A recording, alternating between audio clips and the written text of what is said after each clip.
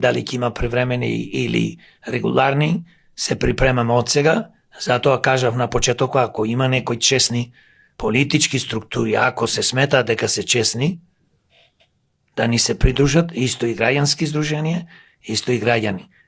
Да формираме еден блок, еден фронт и да влеземе во собрание и да почнеме оттаму да ги рушиме.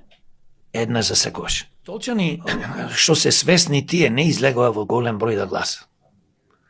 Тие мислеа дека, па да, еве, демократ има шанса, Јорго има шанса да победи како началник, да направи добар резултат, но не излегоа. Другите што гласаа, тие се луѓе, како што кажав, има 2-3 категории. Едни се тотално послушни, дисциплинирани гласачи на овие политички структури, зборувам СДС, ДПМН, другите се заплашени, бидејќи преку вработување, и подкуп. Значи, сите што гласаа за овие, можам слободно да кажам, се заведени, заплашени или некој направил грешка.